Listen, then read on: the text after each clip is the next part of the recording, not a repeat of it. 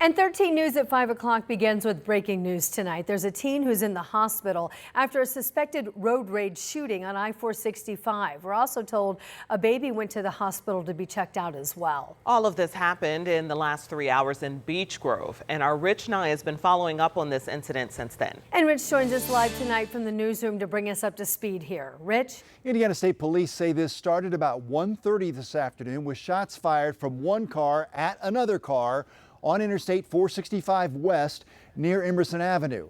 The shots were fired at this black SUV, which got off the interstate and crashed into this white SUV not involved in the shooting at the exit intersection. A 13-year-old boy in the black vehicle was taken to Riley Hospital for Children with a non-life-threatening gunshot wound to the hip area. Also in that car was a baby and the driver, who were taken to the hospital to be checked out.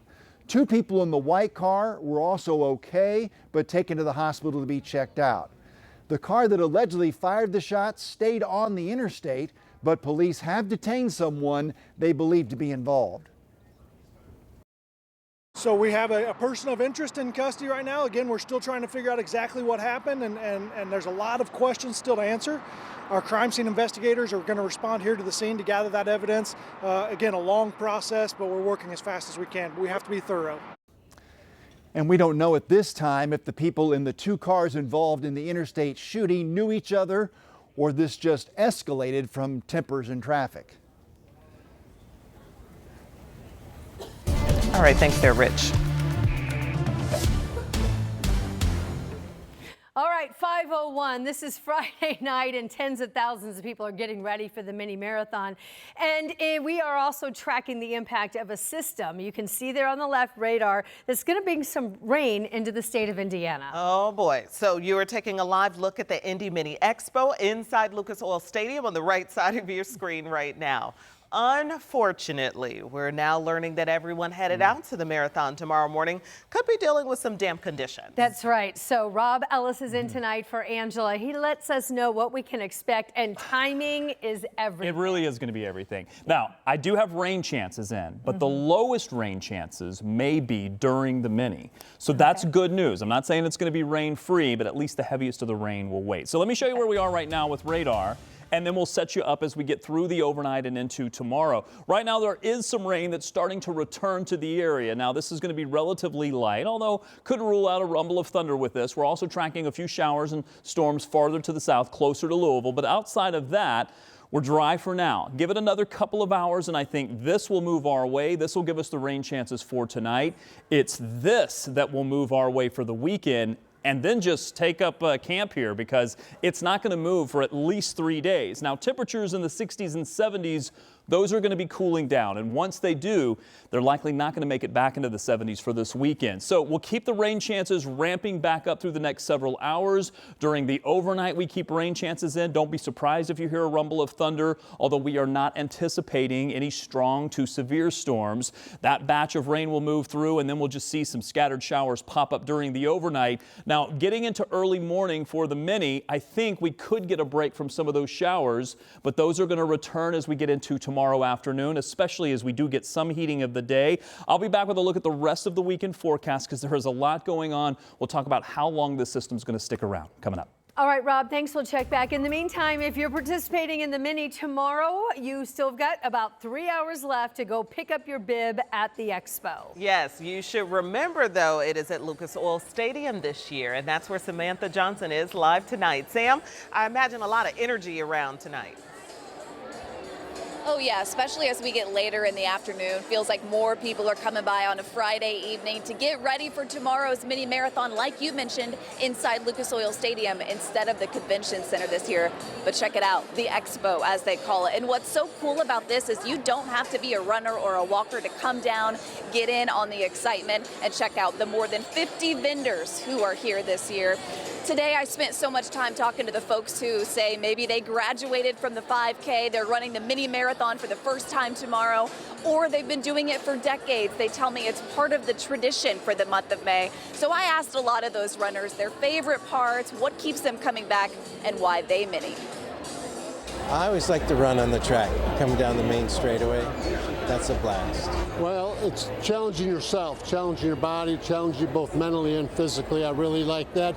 Plus, I like the camaraderie with all the runners. Running around the track. I think it'll just be a really cool experience. I mean, it's Indy. It's the biggest race. I mean, in terms of the half marathon. To compare it to everything, it's definitely an experience for sure.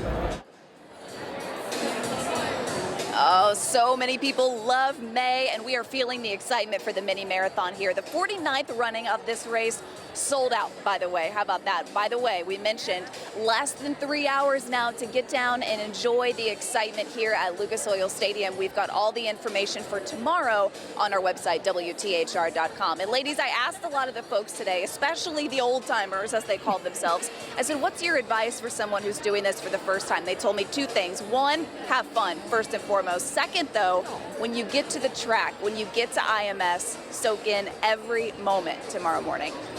Yeah, some really good advice there. I like that T-shirt to your left, too. I Heart May. That's adorable. Yes, and I want the one that says Indy Mini, if you could grab that too. Get a little shopping. We'll get you our visas here and some Venmo to set you up, Sam. Thanks so much. We'll check back in a little bit. In the meantime, you're going to be seeing a familiar face once again at the Yard of the Bricks at the Speedway during the mini marathon coverage tomorrow. So we're talking about 1972 Olympic gold medalist Frank Shorter. He also won the first mini marathon in Indy 49 years ago. A key part of mini history here in our community. And as you can imagine, for him, this race and Indy, a pretty special place. I just came from the volunteers room and it's packed. It just brings out the best in Indianapolis, and I think it still is in terms of Indiana. It's a celebration for Indiana because I think a higher percentage of Indiana residents run this race than any other major race in the country. Well, you know, I haven't been in any mini marathon or marathon or anything, but I've run in this one and walked in this one. Oh, too. really? Yeah, so it's kind of like the community thing to do. So I kind of see where he's talking about those stats there. Well, whether you're running or not tomorrow or walking, you could be impacted because the way that you're going to get around downtown before, during, and after the race, we have a lot of road closures. Yes, Matt Standridge actually has a look at the marathon course and the routes that you do want to avoid if you're trying to get around. Lace up those running shoes and get ready for some traffic. We wanted to touch on the course itself for the IU Health 500 Festival Mini Marathon and the Delta Dental 5K, and talk about the road closures that you're going to run into for your Saturday morning and into the afternoon. Of course, we start the race there right on Washington Street between the JW Marriott, the Idyll-Jorg, Indiana State Museum. We're going to go right by the White River State Park, right by the zoo. We'll head into Speedway, go around the famous oval, come back down 10th Street, and we'll come into the campus of IU Indy. We'll end up there on the north side of Military Park. So all the roads that we're going to run on and walk on, of course, will be closed, but we have two different colors up here to show you road closures through the morning, but then they're open in the afternoon, and then red ones closed all the way through the afternoon. We'll start there. Here's the JW Marriott, Idyll-Jorg. These roads there, Washington Street, will reopen there in the late morning as runners get out of there and head off towards Speedway. But the roads right around the campus of IU Indy, right down Ohio Street and West Street, those are closed through the afternoon. All right, Matt, and of course, there are a lot more road closures than what he just mentioned. So he has put together an extended look for you. Yeah, you can go to WTHR Plus and download it on your TV. Check it out. It's free. And you can watch the mini marathon right here on Channel 13. It starts on sunrise at 6 o'clock tomorrow morning. Our pre-race coverage starts at 7, followed by live coverage of the mini starting at 7:30. Which you can also watch on WTHR Plus. And the mini isn't the only special event that you can watch on Channel 13 this month. Yep, you can also watch the festival parade before the race. That's right here on 13. And you can count on 13 News. We have all your coverage of all the fun leading up to the Indy 500. And after it all, the entire month of May. We do have a breaking news update for you, and it comes from the Indiana Fever tonight. The team confirming that Caitlin Clark now is questionable for the team's first preseason game that's set for tomorrow. The Fever take on the Washington Mystics tomorrow at 1 o'clock at Gainbridge Fieldhouse. Our Eli Gain will be there, and we'll have all your coverage tomorrow. We're going to keep working, see if we can get some more info about Caitlin Clark for you. And developing tonight, Faith-based leaders who called on the governor to denounce controversial comments made by Lieutenant Governor Michael Beckwith are still not happy with the response. The comments that Beckwith made last week are about a 1787 deal tied to slavery. Today, Alex Almanza explains why they're now saying the governor's comments on Wednesday about Beckwith's comments weren't enough. People of color and oppressed everywhere, never let yourself be thing-ized. Leaders from both the State House and churches from around the state say the comments are not only hurtful, but historically inaccurate. Because this only gets worse tomorrow. We know it, we've seen it, we've been here before, our ancestors have been here before. Many of you in this room have been here before, you know. Leaders holding a press conference calling on Beckwith to retract his statements and for the governor to issue a stronger condemnation. This is a movement. This is a movement that's growing right here to erase truth, to dismantle programs that support our communities and that silence the very people who fought hardest for equality. Last week, Beckwith posted a video to his social media. He said in the video that the 3/5 compromise was a, quote, great move. This came in response to a debate this legislative session over a Senate bill that Democrats compared to the 3/5 compromise. It's a clause in the Constitution that counted enslaved people as 3/5 of a person for the purposes of representation and taxation. The governor on Wednesday commented on Beckwith's claims.